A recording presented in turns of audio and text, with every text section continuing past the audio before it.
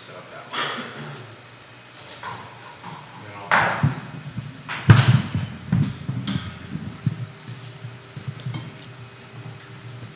All right, guys, we're going to get started here shortly, just kind of dotting the I's and crossing the T's on the show. We'll get the headlines on screen here in a matter of moments. A little bit of a programming note. I encourage you guys to tune into the I Love CVille Network on Friday at 10:30 a.m. for Real Talk with Keith Smith. We'll have Lloyd Snook and Michael Payne on the show.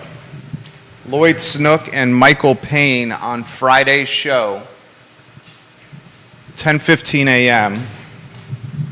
I Love CVille Network. Good opportunity for you to get to know two candidates that are running for re-election. In fact, right now, is Bob Fenwick official? I continue to hear scuttlebutt about Bobby Fenwick. I got to give him a nickname, Bobby Fenway Fenwick. One of my favorite things about Bob Fenwick, Bob Fenwick's a good guy. He's been on city council, genuinely cares about Charlottesville, Bob Fenwick does. Bob Fenwick drives around that white work van. What's the URL on Bob Fenwick's white work van? Isn't it like Homework with Bob Fenwick or something? You know, it's kind of like a sketchy URL, a sketchy white van with that sliding door that you can easily throw someone out inside and speed off. Viewers and listeners, what's the URL on Bob Fenwick's work van? Can you put it in the feed? I think it's like Homework with Bob Fenwick. Judah, you know? Anyone? Viewers and listeners? Put it in the feed. What's the Bob Fenwick URL, the former city councilor? Drives around that white van, and on that white van, he's got that campaign URL on there. Put it in the feed, relay it live on air, and I'll relay it live on air. It's the I Love CVille show. It's a Monday afternoon. Thank you to Ginny Who for watching, Dylan's Rule for watching on Twitter. Chime in and help shape the discussion. Headlines coming on screen in T-minus, what do you got, about 15 seconds or so, J-Dubs? Oh, look at that. Good job, Judah Wickower. Look at the screen. Judah Wickower's hard work. Thank you, sir. Take a look at the screen, the topics we'll talk about. Does anyone know the URL on Bob Fenwick's white van? Have you seen Bobby Fenwick's white van that he drives around, J-Dubs? You have not? He lives right off the downtown mall. Bob Fenwick does. Like literally, hop, skip, and a jump from the downtown mall. All right, we can rock and roll Judah B. Wickower when you're ready, my friend. I'm in your hands.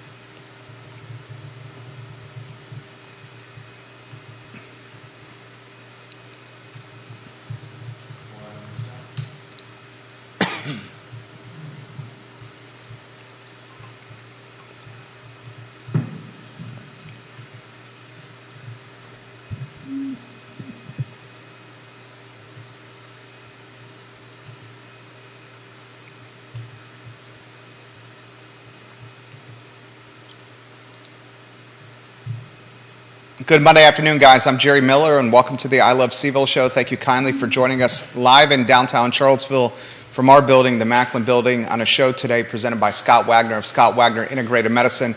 Who's got your back? Dr. Wagner's got your back. Scott Wagner of Scott Wagner Integrated Medicine undoubtedly has your back. A lot to cover on today's show. One programming note for your consideration, and I would encourage you guys to put this on your calendar now. Bust out your iPhone, put it in your calendar. Mayor Lloyd Snook and Councilor Michael Payne on the Friday edition of Real Talk here on the I Love CVille Network. Lloyd Snook, Michael Payne, Friday edition of Real Talk on the I Love CVille Network. That's 10:15 a.m. on Friday. Michael Payne and Lloyd Snook are running for city council. Deshaun Cooper, the 20-something Democrat who is looking to get in the game, also running for city council. There are 3 spots up for grabs. As far as I know, there are no independents running for city council. So we should know who's going to be our councilors, 3 of 5, for the next 4 years in June for the Democratic primary. We do not have an independent running for council in Charlottesville, nor do we have a Republican. As a result, the Democratic primary will determine who is on the dais. And as of now, 3 open spots and only 3 people running. Michael Payne and Lloyd Snook look like they're the front runners to get elected again. Deshaun Cooper, who's never held a public office in his life, right now he's one of 3 guys that are going to determine the future of Charlottesville for the next 4 years. I'm hearing through the grapevine Bob Fenwick is working to collect signatures so he can make a push for council as well. Bob Fenwick, of course, famous for driving around city limits in a white work van, the one with the sliding door on the side, the one where if you're close to a stoplight and you see that van show up, you're like, whoa, you're thinking twice about standing next to it. No shade on Bob Fenwick, more shade on the white work van than, of course, on a guy who's come on this network and I have a lot of respect for. All right, a lot to cover on today's program. More gunshots in Charlottesville. Fortunately, this time, no one was injured, no one was shot, no cars were struck. Where did the bullets go? If someone is shooting a gun and they did it within the last 24 hours on the intersection of Dice Street and 6th Street, and the police department is reporting that no one was struck by the gunfire and no objects or vehicles were struck, where do the bullets go? If you're standing on 6th Street and Dice Street and you're shooting up or you're looking to make a statement, where do the bullets go if they don't hit a house, a car, or a human, or trees, anything else? Where do they go? Does anyone know? I genuinely have that question.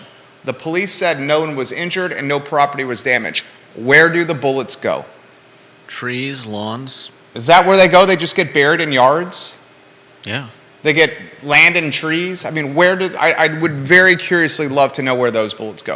All right, I'm going to ask this question for you, the viewer and listener. What is the most unsafe neighborhood in Charlottesville city limits? If you were alone, completely by yourself, and stranded on the side of the road, or having to navigate an unknown neighborhood in city limits, what is the most unsafe neighborhood in the city of Charlottesville? I'll ask that question and answer it on today's program. I'll get Judah Wickower's take as well. Michael Kochis, the police chief, newly minted, says it's not drugs and gangs that are driving the gun violence. Instead, it's youth that are settling beefs with guns. I don't think he said it wasn't gangs. Well, he said it wasn't drugs and robbery. Yeah. Okay, so I'll clarify. Word choice is important. Two-shot Judah B. Wickower, director of the program. You're right. He clarified at a Buford gun violence community forum that it was not robberies and drugs that were driving this gun violence. Robberies and drugs. He also emphasized it's youth looking to settle beef and squabbles with guns. Yeah.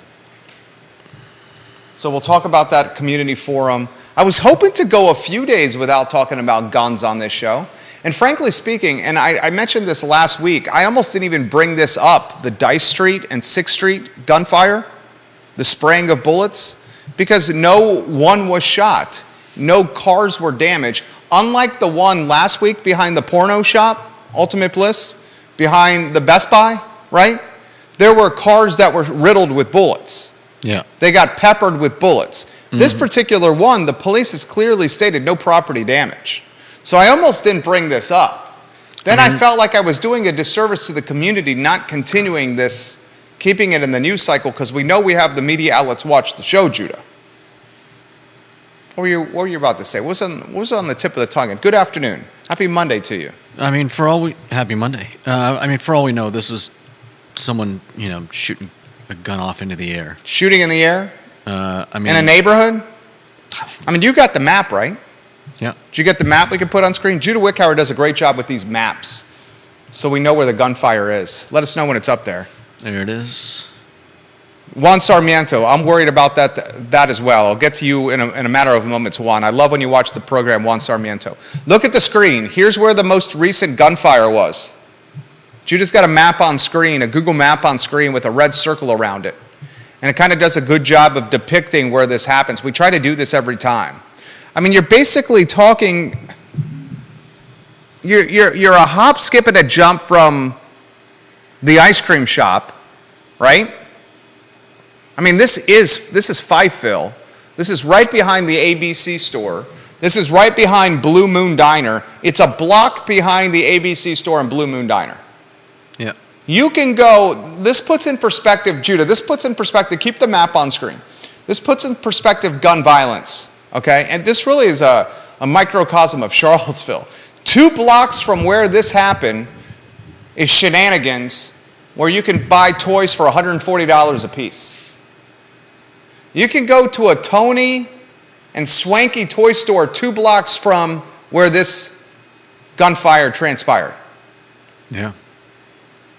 You got the ABC store, you got Blue Moon, it's behind Orzo.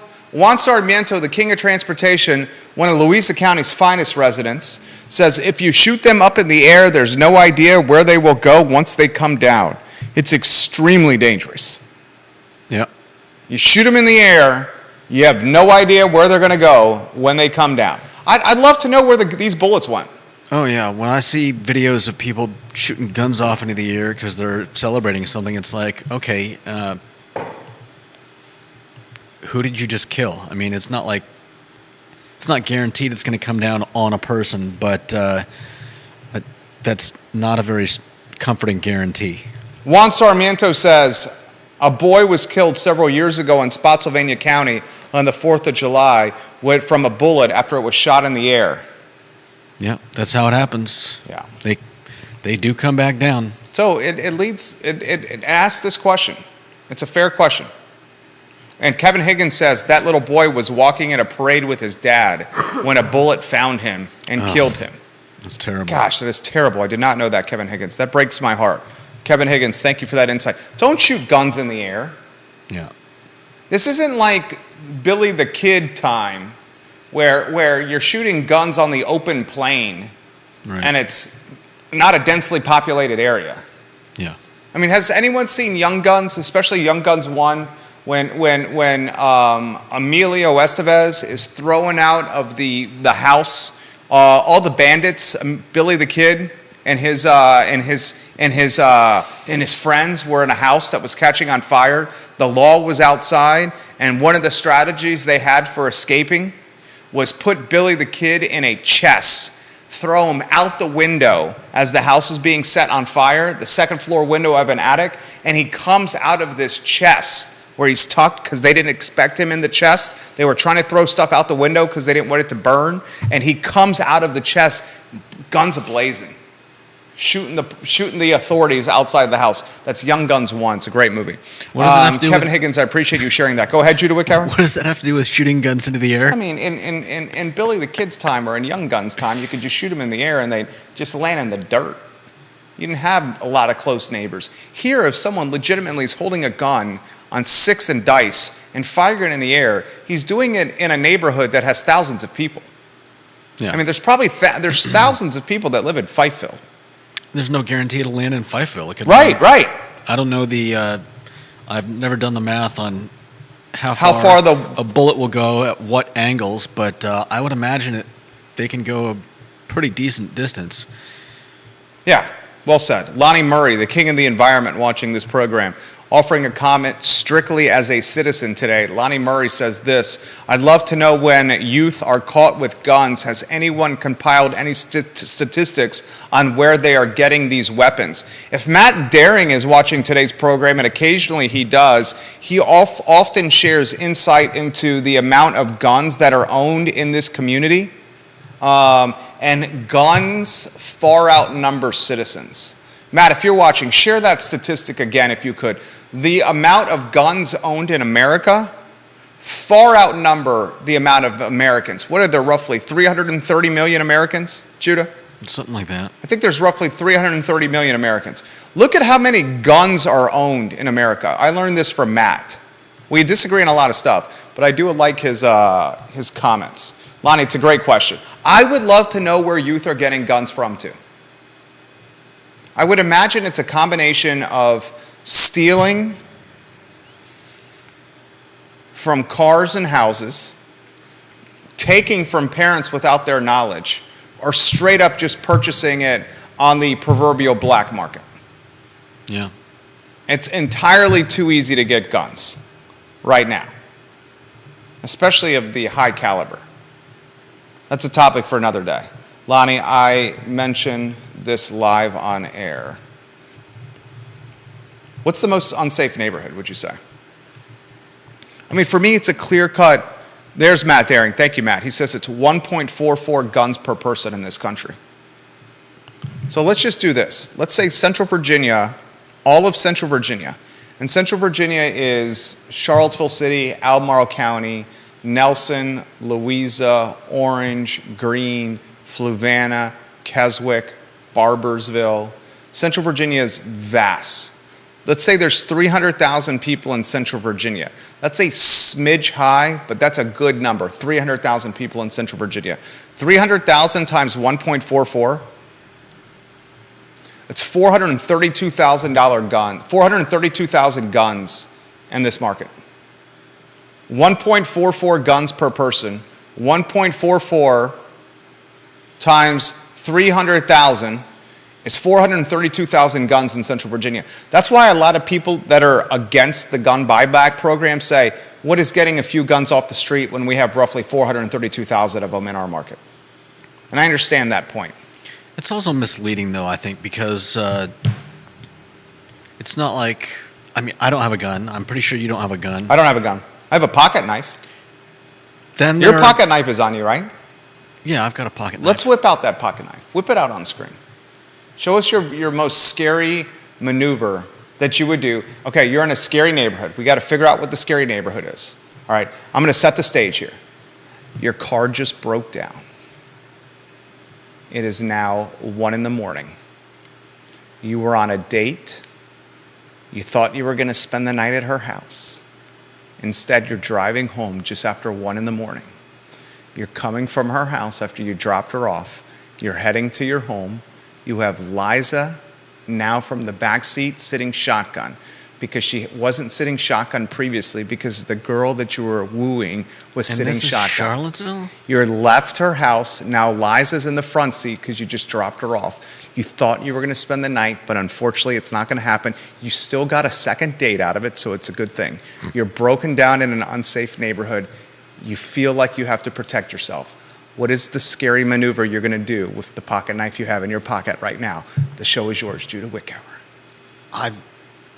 Show us your With all scary this gun maneuver. violence, am I an idiot? Show us your scary move. What is your scary move? Show us your scary move. That's not scary. That is not intimidating. There is no scary move. Bringing a knife to a gunfight? That's the stupidest thing I've heard of. All right, your opponent has no gun. I still want to see your scary move. Just show me your scary move. I don't know what you're is your talking scary about, move? Jerry. Okay, he doesn't have. What am I going to walk around here? Here's my knife. If anyone wants to see the knife. Is this your scary move? That's a great knife. Yeah, it's a cool knife. My sister got it for me for. Was that your scary move? Yeah, I'm going to show them my knife. Actually, Liza is scarier than any knife I could pull out of my pocket. I've seen Liza. While she looks scary, it takes about 4 seconds for someone to realize that all she's going to do is lick someone's face. Yeah. She's the nicest dog in the whole world. I mean, Bill McChesney says flight, not fight. This is Charlottesville. What are you saying? I'm saying I've walked 10 blocks through South Central at 3 a.m. in Los Angeles. You were also 19 years old. Charlottesville. You have way more experience and perspective, maturation, and wits about you now. I would imagine the Judah Wickower that I know today is not going to be walking through South Central at 1 a.m. anymore. You did that as a freshman at USC. 3 a.m. 3 a.m. And I didn't have a choice. It's not like I wanted to walk through South Central Los Angeles at 3 a.m. But the point being that I'm not going to have a problem walking through a neighborhood in Charlottesville. What's the scariest neighborhood in Charlottesville? Viewers and listeners, what's the scariest neighborhood in Charlottesville? And how many of you viewers and listeners, a really serious, important, and difficult question for you viewers and listeners. How many of you wanted to see Judah Wickhauer's scary move? I certainly did. Can you give us a scary move? I mean, what am I supposed to do? Like spin it around in my fingers or something? I honestly dude, don't. if you do that, that's don't- must-see TV. I honestly don't know what I'm supposed to be doing with this that is going to It's scare. like a whip-out that's move. gonna- Perception is reality. How are you going to perceive a scariness? It doesn't. It snaps shut, and it doesn't like. I'm not gonna like. Okay. Like, That's scary. That's supposed to be my scary That's move. so scary. Yeah, so scary. Carol Thorpe says we're called Schattsville, Virginia. That's Schattsville? her new moniker for Charlottesville. Schattsville. Shots Virginia. firedville. Schattsville. Albert Graves says teens get guns off the black market. Hell, you could even make them with the 3D printer. How many of those guns are owned by law-abiding citizens? It's a great question. Matt Daring, the king of bicycling. A lot of That's a better times question. guns illegally are gained from unlocked boxes in houses, and a high percentage are stolen from cars. 100% on the cars thing. 100% on the cars thing. We have, I need to give that statistic. According to 1.44 guns per American, and that's a statistic that you could find online, 1.44 guns per each member in Central Virginia means we have roughly 432,000 guns in Central Virginia. Matt Daring, is that 1.44 gun metric or stat? Is that adults only? Or can I extrapolate 1.44 guns times 300,000 people in Central Virginia? Or do I have to extrapolate that number based on adults only? I would not think you have to do adults only because of a lot of minors and juniors and teens and underage kids are being caught with guns. And Katja said at the Buford Gun Violence Forum that it was kids and teens mainly using these guns to squabble beef. Can I do a 1.44 times 300,000 people in Central Virginia and get 432,000 guns? Or is that based on an adult metric? I'm genuinely asking. Judah, what's on the medulla oblongata over there? I see the wheels turning. I'm just trying to figure out what you're trying to calculate. I want to see how many guns on average are in Central Virginia. But didn't he give you that number? Yeah, but I'm trepid. I'm concerned that 1.44 is tied to an adult demographic only. Can I truly extrapolate 1.44 times 300,000 citizens? Or do I have to whittle that 300,000 people down? Because some of those 300,000 people are, for example, my youngest son, 4 months old today. Sweetheart, we got to 4 months with number 2. I mean, I would imagine that, I love you, those babe. numbers are somewhat guesstimated anyways. Because how you can't take into account all the gun, like, how do you take into account the number of guns that that teens have in Charlottesville? It's not like they're reporting them to someone, especially if they stole them from someone's car or got them from a buddy who got them off the black market. That's a great question. Matt, what are your thoughts on what Judah just said right there? What are your thoughts on what Judah just said? That's great right there. This is out of my pay grade. John Blair, similar incident in Chesterfield County where a young boy died from a bullet shot in the air, and then he shares the link on LinkedIn. John Blair watching on LinkedIn, thank you kindly for sharing this. I mentioned it live on air. All right, so what's we haven't given a direct answer on this. Viewers and listeners, what is the most unsafe neighborhood in city limits?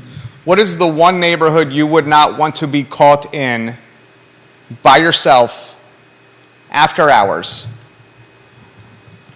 on March 27, 2023? Dylan's Rule, I'll get to you. Warrior AG, I'll get to you. Twitter, fire it up. Where would you not want to get caught? Judah, you're on for that one. You get a tough question first. Dylan's Rule, what neighborhood do you get scared? Dylan's Rule, what neighborhood would you not want to be in right now? Same with you, Albert Graves. Same with you, Matt Daring. Same with you, Lonnie Murray. Same with you, Carol Thorpe, Bill McChesney, Kevin Higgins, Kevin Yancey. All you guys, what neighborhood? What is it for you? Juan Sarmiento. It would probably be between Fifeville and the 10th and Page area, just from having driven through those neighborhoods in the past. Yeah. Interesting. I think you're all over it. Interestingly, it's almost unfair for each of those neighborhoods to be grouped in their respective totalities because the violence, for the most part, is happening in pockets of those neighborhoods. Yeah, definitely. But it's just happening in those neighborhoods, so they're the catch can of it all. Yeah. But if you look at it, it's very pocketed to 10th and Page and pocketed to Fifeville right now. Right. It's a concern. Bill McChesney says Dice Street. He also, Matt Daring put if you're on my Facebook page, you'll see a link he shared for his statistics. And he says a slight correction, 1.39 guns per person, 466 million guns in America, divided by 334,547,975 Americans. So about 1.39 guns per person in our country. That is an eye-opening statistic. That's an eye-opening statistic. And I'm a man who believes in the right to bear arms. Levels of the right to bear arms.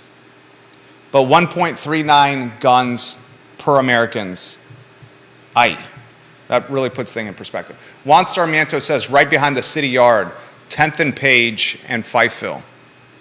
He would not want to live right behind the city yard. That would be the area he thinks is the most unsafe. I think you said walk. Walk, I did say walk. Thank you, word choice is important. Thank you for clearing that up, walk. That's a very micro location, right behind the city yard. I think that might be the spot right there. This number only includes adults over 18. In the link that Matt shared, Yeah. it only includes adults over 18. Now, this is how many gun owners in America. 46% of American households own at least one firearm. 32% of Americans say they personally own a firearm. This means that more than 81.4 million Americans own guns. This number only includes adults over 18, and obviously it's only people who have reported owning guns. Curtis Shaver has a great question. Curtis Shaver, love when you watch the program. He says, how many of those guns are just hunting rifles and shotguns, however? Right. I would say a good chunk of them. That's true, too. A good chunk of them are that. My parents have several guns, but like one of them is it looks like an old, cowboy revolver. Does it work? I would assume it does. I haven't tried it. Jonathan says, can we see Judas' scary face again? Well, I don't know what I did on the scary face. What was it? I don't know. Whatever you did, it scared the hell out of Jonathan. Was that my scary face? Oh, look at that. You have to hold the knife, too. Oh, I got to hold the knife, too? Can you do that? That is scary, dude. That is terrifying. I would not mess with you. Lonnie Murray, 3D printed guns might be able to fire once and aren't what I'd call safe. They will explode in your hand within 3 shots. Lonnie Murray, I love when you watch the program. I sincerely mean that, Lonnie. I'll say where Juan Sarmiento said. King of Transportation says, right behind the city yard, 10th and Page, and then Fifeville 3rd. So he'll say right behind the city yard is the most unsafe area he thinks to walk in. What'd you make of Kacha saying that this is not drug and robbery related? I mean, it makes sense. How many robberies have we heard of happening? Is he saying that to make the community feel more at ease? Does he need to? I mean, I'll ask it again. How many robberies have we heard of that were... I mean, first of all, how many robberies have you heard of recently? Not many. And second, how many have you heard of where guns were involved? Not many. I haven't heard of any. I'll add to what you just said.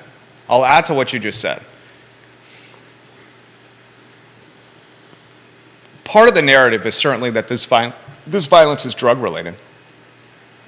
He says, and he makes a point to emphasize it's not drug related. Is he doing that to dispel the notion that Charlottesville is, as Carol Thorpe has called it, and I think it's a clever moniker, Carol, Shotsville? Is he making sure to emphasize this to change the narrative? And a follow-up question is this. Is the narrative that's being spun accurate and fair, or is the narrative that's being spun a narrative of past circumstances or a narrative of profiling? Can you explain that a little more? The feeling, the vibe, the energy throughout most of this, Deep Throat, I'll get to your comments here. Dylan's Rule, I'll get to your comments. The feeling and the vibe and the energy throughout the last 6-7 months has been gang, drug, and gun violence. Gang, drug, and gun violence. Gang, drug, and gun violence. Koch is saying it's not drugs. Is the narrative that's being spun a reflection of what people want it to be? Is the narrative that's being spun truly accurate and fair, or is it example of profiling? I think the biggest examples of what I thought of as sounding like involving drugs were there was the Gordonsville 20-year-old with his younger brother went into 10th and Page that one in a definitely. pickup truck and got killed, body hanging out of the truck, openly said they were going to buy drugs.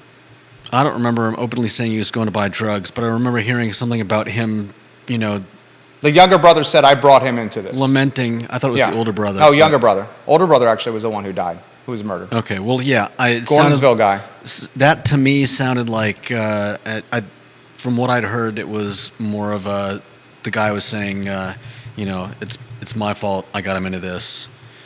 Sounded like it may have been drug related. And then there was there was the murder in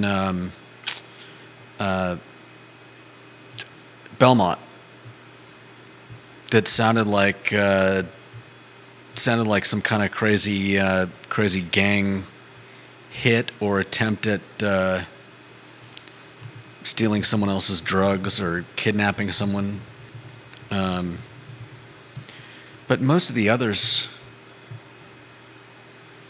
I wouldn't really say that they sounded a whole lot like like a drug deal gone bad or people trying to protect turf for the drug trade. Comments coming in fast and furious. Dylan's Rule on Twitter says, I've seen nuns praying the rosary beads that are scarier than Judah's scary move and scary face. Dylan's Rule. I believe it.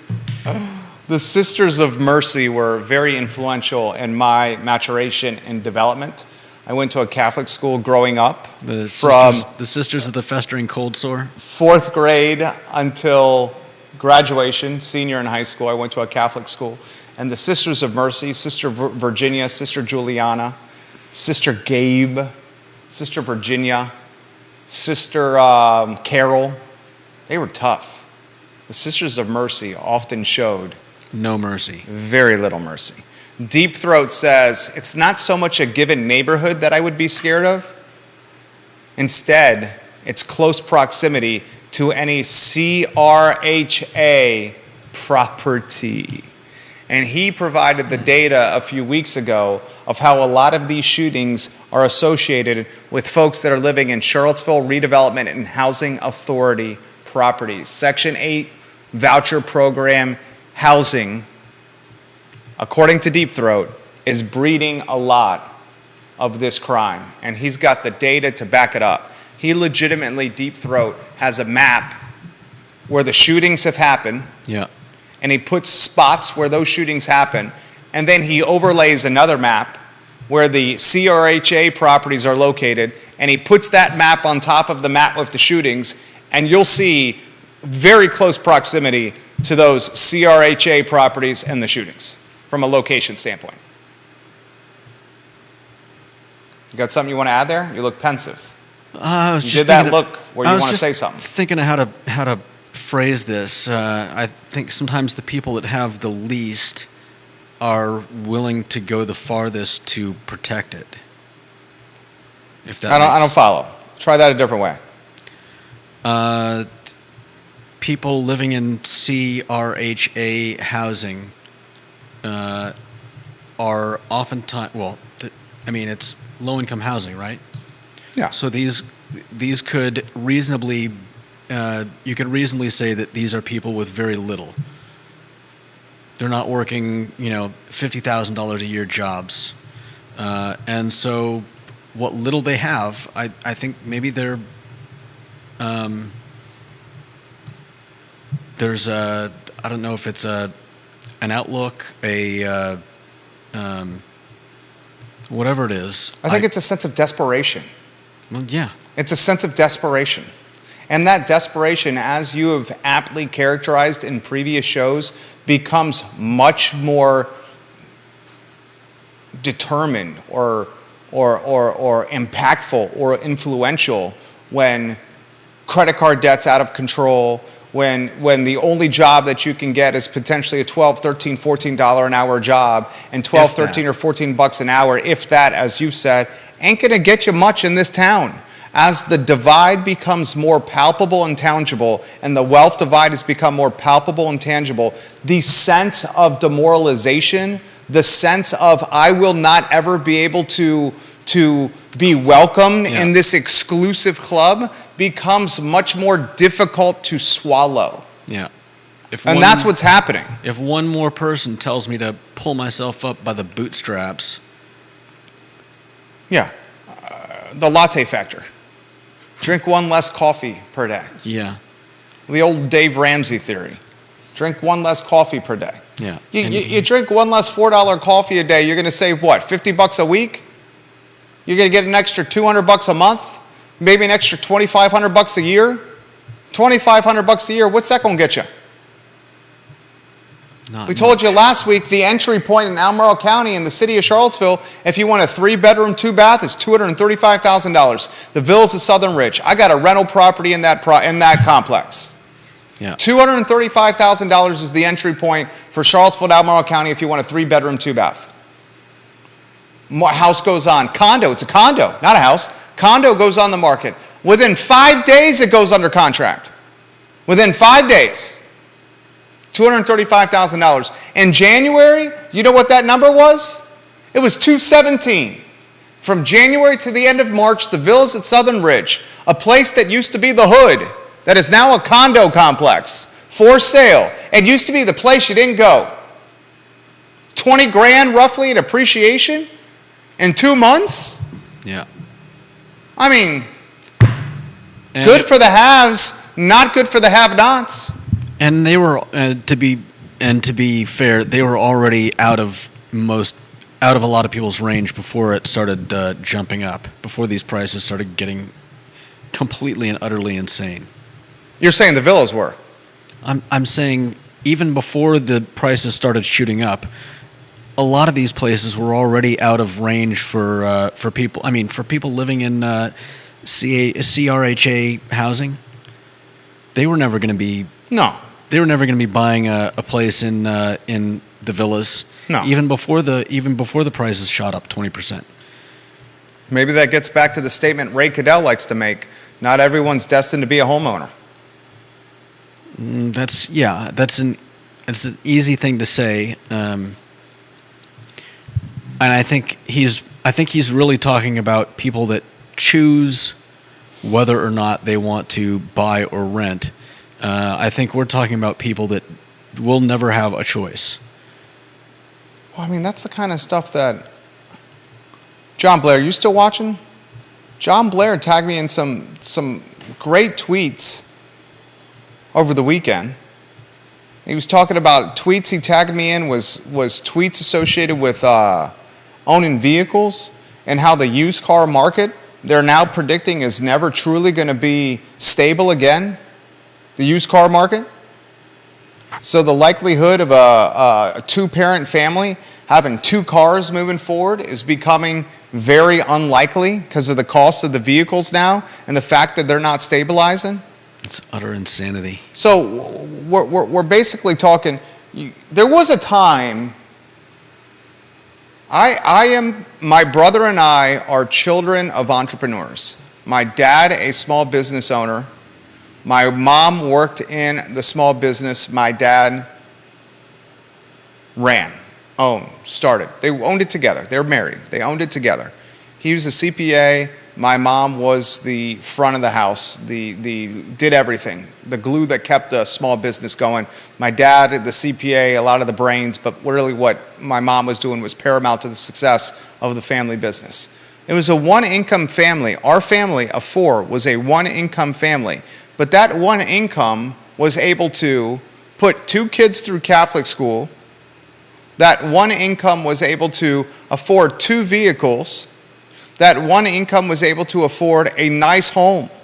And that one income was able to save for their boys the start of college tuition. Tell me you can do that now. Nobody's going to tell you can do that now. Tell me you can do that now, realistically. Anyone? And a lot of times folks make the comment, oh, these interest rates aren't bad. My interest rate on my first house was 18%. 18% is 3 times the interest rate it is in 2023. I get that. Mm-hmm. But you know what else is 3 times what it was when your interest rate was 18%? The cost of the house. The cost of the house is 3 to 4 times what it was when you got it at 18%. And you know what else has not kept up when you bought your house at 18%? Wages and salaries. And you know what else has gotten astronomically out of control? Prices of cars, prices Student of food. debt. Student debt. Who can tell me that salaries and wages have kept up with student debt? They haven't. They won't. No one can tell me that. That's exactly the problem. No one can tell me that. So that's why when you have a boomer like Dave Ramsey say, drink one more or less latte a day, Dave, when you went to college was a couple $100, dude. I kid. I'm hyperbolizing here. And they but it was very different. And they hadn't even invented lattes yet. Yeah, and you were drinking black coffee, homie. You were drinking triple mocha latte grande. Right. Your coffee didn't cost $9. $6 in your first unborn child. Exactly. It was, Exactly. You got black coffee at cream and sugar. Yeah, you got coffee at the It's $1.10 at the gas station, or you made it at home. Spencer Pushard, welcome to the program. Thanks for sending me that direct message. Spencer Pushard, the king of electrical work. And he says you can't do it without making $200,000 in this area. He says the threshold is $200K if you're a family of 4 and you want a one-income household. How many of those have you seen around? Probably more than you think. Probably more than you think. Oh. How about this comment?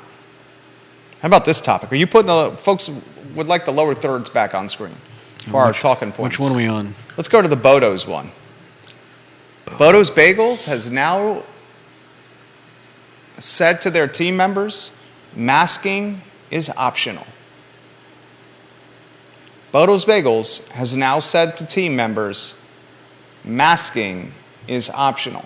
Bodo's Bagels throughout the entire pandemic was on the front lines with how they were going to manage COVID. Bodo's Bagels, if you remember, they were the first to introduce kind of a makeshift drive-through.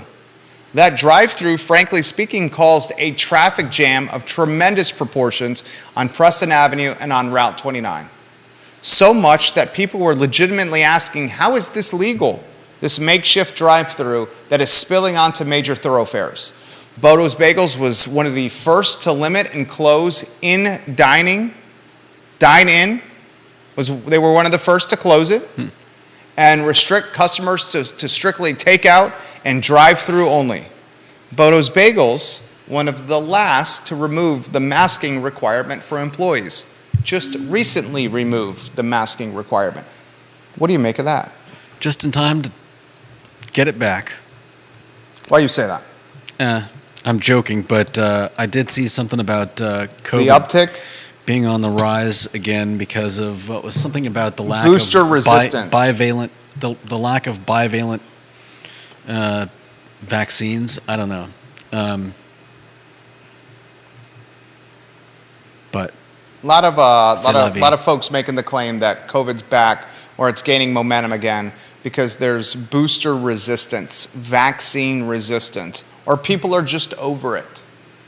Does COVID and Bodo's removing the mask requirement people are joking right now mean COVID is over? I'm willing to get behind that. That COVID is over. Yeah. Is it over? It'll never be over. What's that? It'll never be 100% over.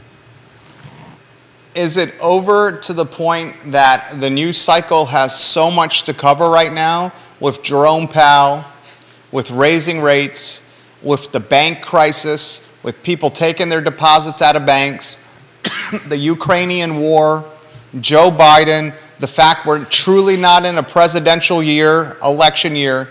Is that why it's over? Because we have other stuff distracting us. Excuse me. I'm sure that's part of it. I'm sure there's a lot of, I'm sure there's even now still fatigue over the whole thing. And I think there are probably a lot of us that that would like our our businesses back. Wow. All the businesses. A lot of us lost our businesses, right? Well, that's what I'm talking about. There were definitely a lot of smaller businesses that didn't make it through COVID, while the government was propping up whoever they chose to, and it's just it's been a mess. I don't think there's ever been a clear agreed upon message about what's going on with COVID, and I think we're all just fed up and done with it. Yet still navigating the collateral damage, whether it's education, whether it's lack of labor, whether it's the divide between employer and employee on working from home or returning to work, whether it's the collateral damage of expensive real estate. You take Charlottesville and Albemarle County alone, from March of 2020 to March of this year, we're talking a 3-year period. Real estate in Charlottesville and Albemarle County has appreciated, on average, between 35 and 50% in 3 years. 35 to 50% in 3 years. You talk to Keith Smith, this year alone, from January until today of this year, real estate in Albemarle County and Charlottesville City has appreciated 6 to 9% in 3 months. Yeah. We're talking 35 to 50% appreciation for real estate in Central Virginia since the pandemic. Put that in perspective for you. John Blair says this: Jerry, my wife has a friend who is leaving the villas for a townhome at Southwood for $450,000. Think about that, my friend. A townhome outside the city limits is $450K. It is absolutely unaffordable to live in Charlottesville and Albemarle.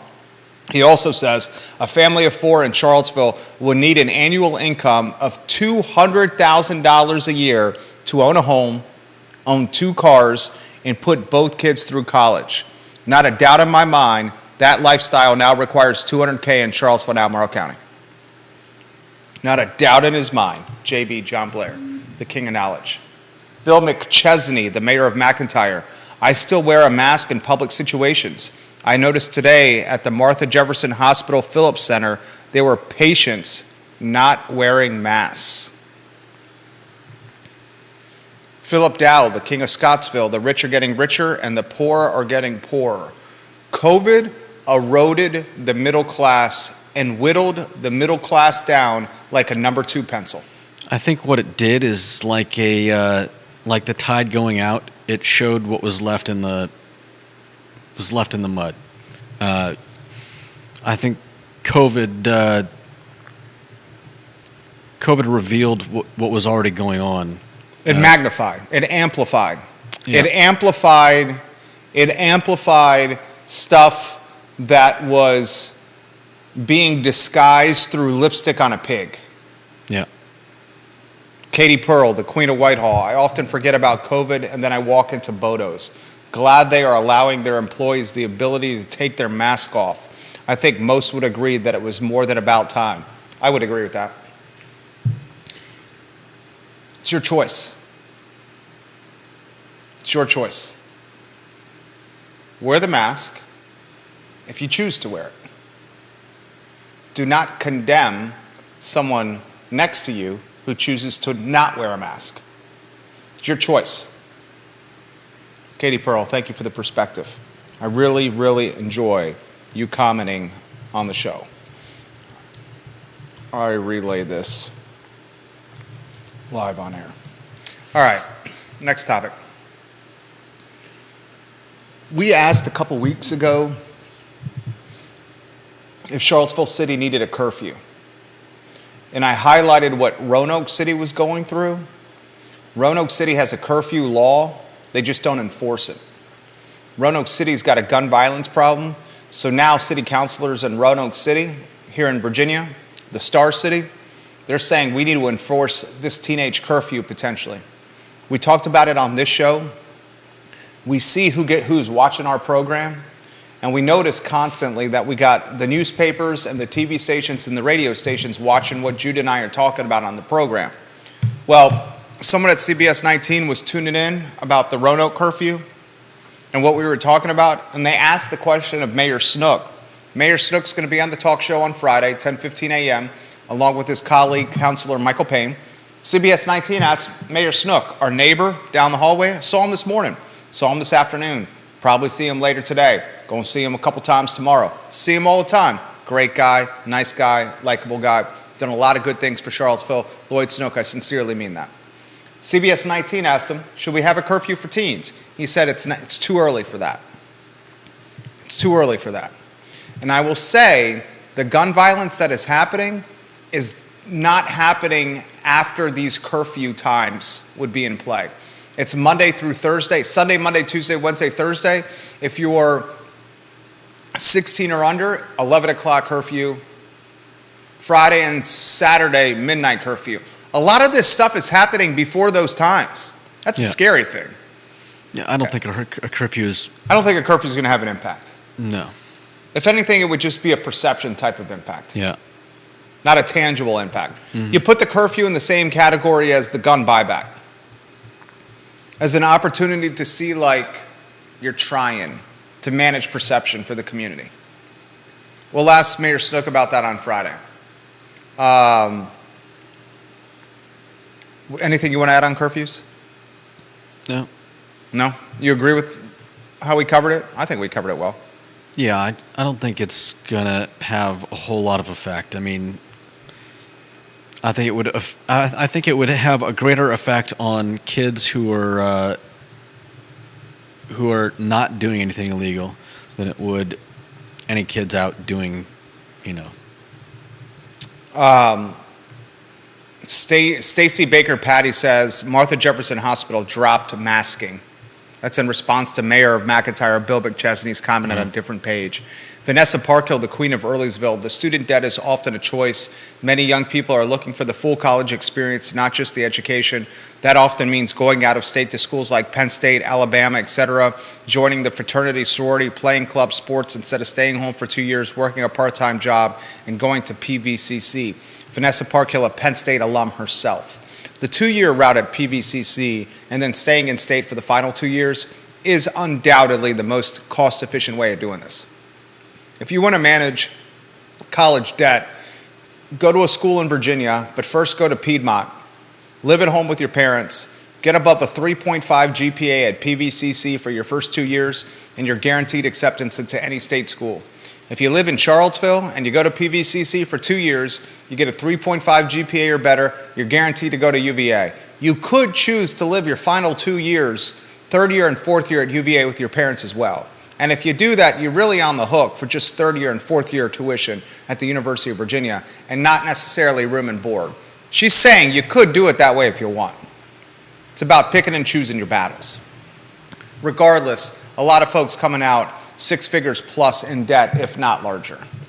Vanessa Parkhill, great comment. I mentioned this live on air. Period. Enter send. All right. Last topic. The last 2 lower thirds, you can rotate. 80% of K-Tech students from Albemarle County.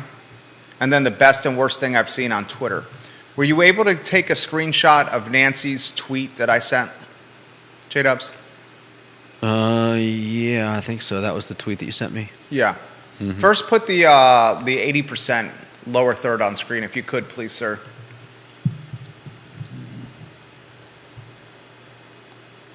All right.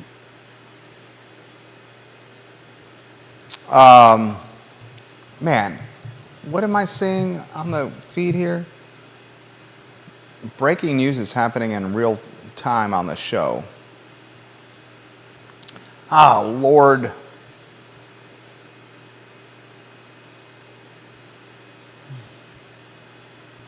There's a school shooting in Nashville.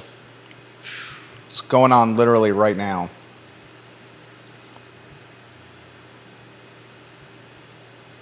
Officials expected to speak soon.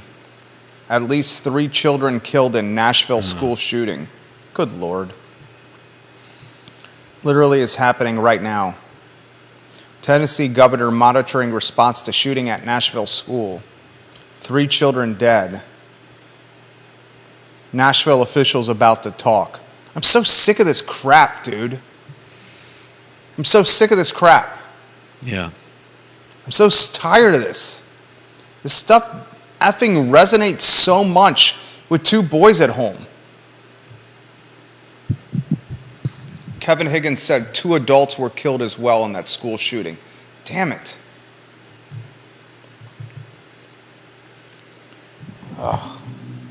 I don't understand the concept of not wanting as much protection around schools in today's day and age. I have a truly difficult time understanding not wanting to protect our public schools and our private schools like Fort Knox. I think the bigger question is, how do you do it? What? How you manage the How do you perception of how you do it? Is that what you're talking about? No, not perception. How do you actually do it? I mean, we had cops that were afraid to go in and do anything in one of these recent.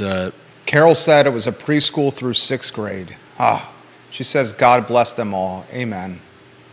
3 adults dead. Oh, this is like a hop, skip. That's where my bachelor party was. Nashville? Yeah. Curtis Shaver was there. Another school shooting. I disagree with what Katrina Colson said on this show, and I agree with what Bellamy Brown said on this show.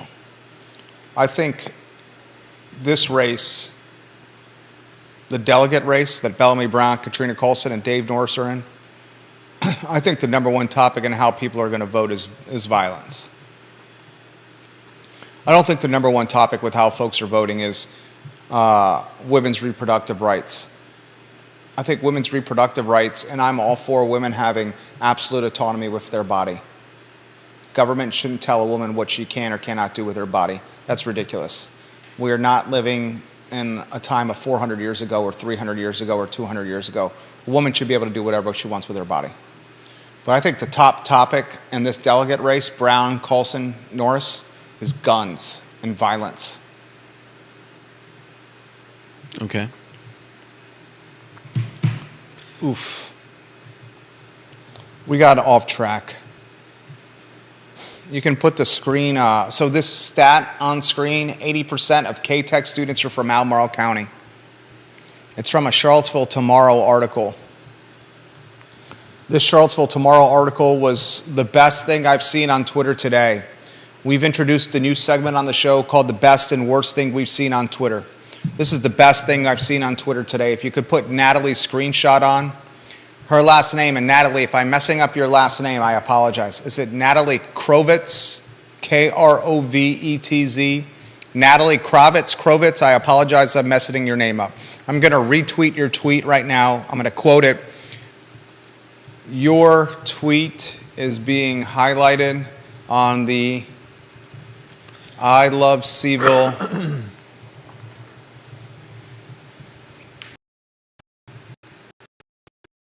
I Love Seville show right now. I'm tagging Natalie in the tweet I just sent it to her. She's sharing an article from Charlottesville Tomorrow. And in this article from Charlottesville Tomorrow, it includes statistics about how many students in K-Tech, the Charlottesville Albemarle Technical Education Center, Technology Education Center, I think it's Technical Education Center. Can you give me the exact definition of K-Tech? Is about to be changed because Charlottesville's schools have purchased K-Tech. Albemarle schools. In the Charlottesville Tomorrow article, the reporter highlights how many students go to K-Tech that live in Albemarle and go to K-Tech that live in Charlottesville City. 80% of the student body of K-Tech, 80% currently are Albemarle County residents. Yet Charlottesville City bought this technical school. Natalie says in her tweet, you have the screenshot of the tweet still up? Yeah. She says, I'm questioning the city's decision to buy K-Tech. 80% of the students are from the county, and we right now don't have a plan on how to pay for this, let alone the renovations that are needed. And she also says, and possibly the county students would have to pay tuition to go here. Am I missing something? Rory Stolzenberg, the planning commissioner, responds to Natalie and says, K-Tech's future was in serious doubt under county ownership since they mainly wanted the land to build a non-technical school on. Very possible they would have excluded city students either by rule or de facto via schedule changes or eventually shut K-Tech down altogether. Natalie then responds to Rory by saying, I guess that's not how this article read to me, but in general, there's not much clarity. I think K-Tech is essential for all area students. I'd hope the city can come up with specifics sooner than later, but I'm not holding my breath. Here's a statistic that really jumped out to me from this Charlottesville Tomorrow article.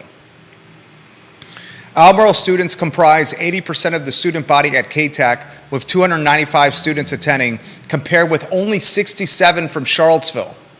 As of now, both city and county high school students attend the school free of charge. Under the joint operating agreement between Charlottesville and Albemarle, when a partner makes a bid to purchase the other's share of the school, the other must sell their share for the appraised value or buy the school completely. This is a cluster. $5.5 million of taxpayer dollars to buy K-Tech. It's going to be expensive.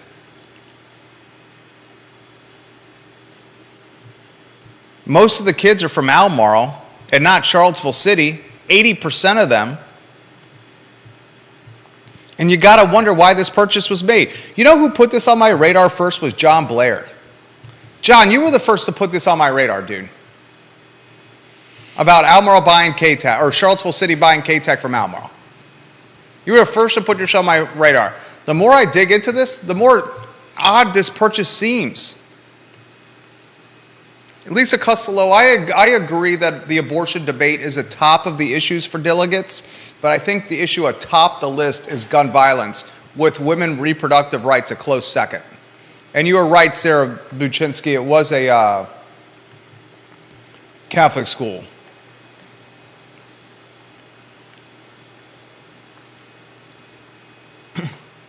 There are often times where I question why local government is doing something. This K-Tech example is one. Yeah. I'm going to take this link from Charlottesville Tomorrow and I'm going to share it in the comment section of my Facebook page. I just shared it now. I'll share it in the comment section of the I Love Seville Facebook page. I just did that. And I'll share it in the comment section of the I Love Seville group, in the comment section of my LinkedIn, and across 15 Twitter pages right now, and on every other social media platform. Read this article. Read this article on K-Tech from Charlottesville Tomorrow. I'm putting it on the interwebs. Let's go to Judah Wickower on a 2. Are we on a 2? Yeah. What do you want to close with, sir? Let's see. Last thing? Sure. Anywhere you want. I trust your judgment. All right. I don't know if you're ready for this. I don't know if Charlottesville is ready for this, but I tried Soul Barbecue. You try what? Soul Barbecue. Where's that? It's where Chili's used to be. On Route 29? Yeah. Was this Sunday with the family after church? Yeah. Okay. Was it good? I got a little gift for you. Oh, you made a GIF? Yeah. Is it GIF or is it GIF? GIF. You're sure it's not Jif? Like the peanut butter? Very sure. They have a RoboCat. A what? They have a robot serving cat. If you look at your screen, you can see the cat snoozing while it waits for a tray to become available for delivery. This RoboCat drives around the tables at this barbecue joint on Route 29? Yeah. And it serves people food? They have a lot of servers. I don't think this actually serves people food. I think maybe it just brings special items or something. Oh, so this is for more pomp and circumstance and conversation than actual functionality. I mean, it functions, but it's currently snoozing. As you can see, the little Z's popping up around its mouth. This barbecue joint is in the old Chili's location on Route 29. It's big. It's a giant space. They've got you get a lot of food, and it's all you can eat. But it is on the pricey. How much we talking? Side. I think lunches are $21 for adults. $21 for a barbecue buffet? Lunch. For a barbecue buffet? Dinner, and I think all. Is it a barbecue buffet? No, it's not a buffet. But you said it was all you can eat. Yeah. So they just keep bringing it to your table. Yeah. Okay. So I think all weekend is dinner prices, and dinner prices I believe are $31 per adult. That's astronomical. But they give you $31 for the weekend for lunch per person? Yeah.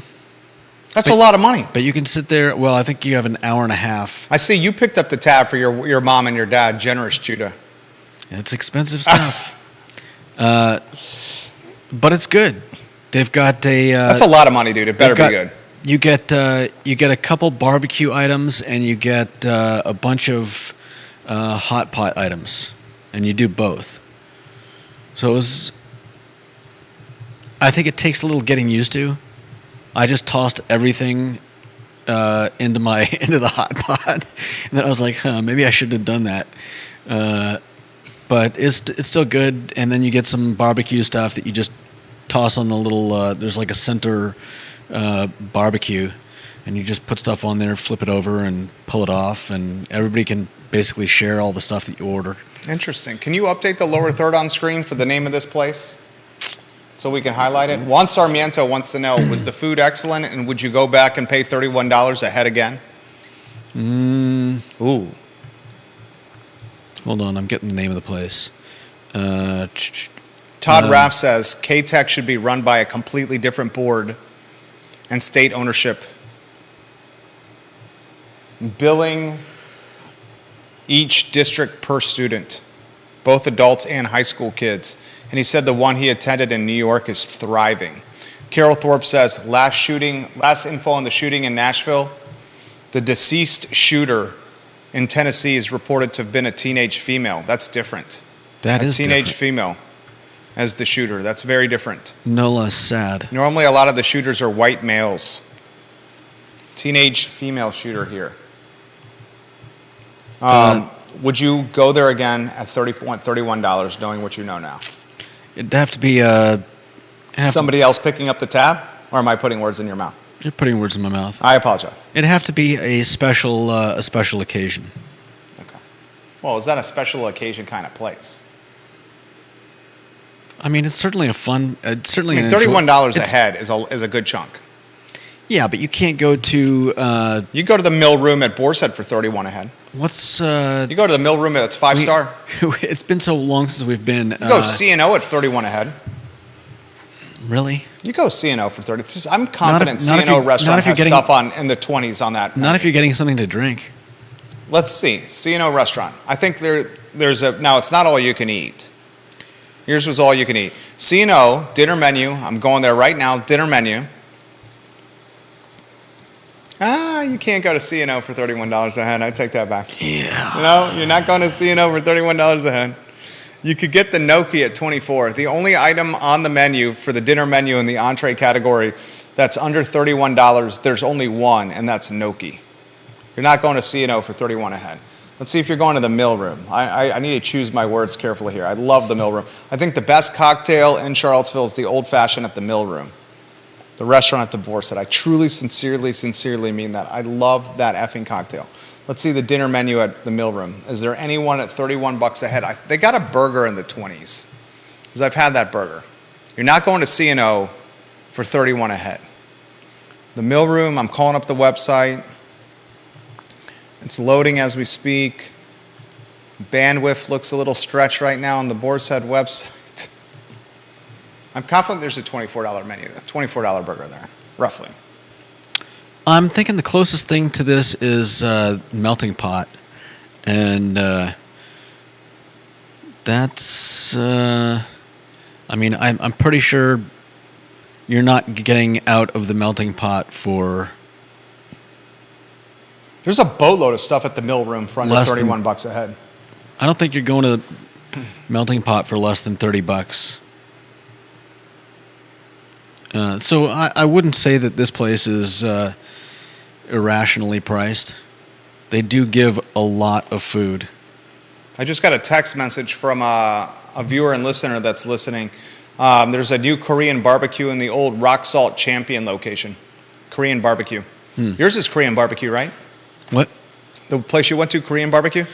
Korean barbecue and hot pot. So there's a Korean barbecue that just opened in Yeah, I think I'd heard Rock about Salt that Champion one too. location. Stu Rifkin helped broker that leasing deal. Friend of the program, Stewie Rifkin. But this was, I mean, none of us could finish our food, and if we'd wanted to, we could have ordered more at no cost. So that ought to tell you something. We had enough to eat with our first ordering, and the guy that served us was nice enough to bring me a to-go cup so that I could. You're not supposed to take anything out because it's all you can eat, but. Considering the fact that we didn't order seconds and then try to take most of it you guys home. went in light. What? You guys didn't take full advantage of the all you can eat. Some people go in there starving for days. Either starving for days or they just, Well, then they don't know how to. got lifted. Well, got then they a little, don't know how to eat. Little smoky to get an appetite. Starving yourself before you try to stuff your face is not the best way to get. How about a little the best smoky bang to for get your an dollar? appetite and then go? Those people know how to eat, right? Maybe You don't think so? I think that's a strategy. that will give you an. Voracious appetite. That'll give you an appetite. It won't help you. It won't help you eat a lot. Just because you're hungry doesn't mean you're gonna have the stomach to. Well, what's your plan? I mean, you've got to have eaten something fairly recently, enough to your stomach stretches and expands. I'm with you. So if you haven't eaten in 5 days, your stomach has stretched to such a small, if you start trying to stuff your face, you're going to find yourself full very quickly. So if you're trying to stuff your face, you're having a bratwurst and a glass of eggnog before you stuff your face to stretch your stomach. I mean, I'm not a strategist for this kind of thing, but yeah, Sounds like it. I would think that you would want to have eaten at least recently enough so that your body could accommodate the types of food you're wanting to push down your throat. Albert Graves says they have the private THC smoking bars around town for us to venture to. I see those popping up from time to time. He also says that CVille can use K-Tech to give their public housing students a brighter future. Let's hope that happens. I hope that happens. I thought you did a great job today. Thank you. That's the show. We did the best we could with what we had. That's what we do every day, right? I feel like we do that every day. Judah Wick-Howard, Jerry Miller, the I Love CVille show. Yeah, Marquise, a female shooter, teenage female shooter. We saw that shooting in Nashville. Unfortunate. Juan Sarmiento says they say on their menu that they will charge you for excess food you do not eat and leave on the table. Yeah, I remember seeing on the menu that I think it's $14 or $15 On top of the 31? if you leave over a pound of food at the table uneaten. I mean, Do they weigh that? it does sound crazy, but it also sounds very reasonable to me. They bring you a lot of food, and if you were to order more food and leave, I mean, a pound of food is a lot of food. A pound of food is a lot of food. Especially if you're getting. I mean, they've got some good steak, they've got some good meat. You know, they've got a lot of good stuff there, and if you're just gonna leave like a pound of it Pound's a lot. to be thrown away, that's almost criminal. Criminal. Yes, Criminal.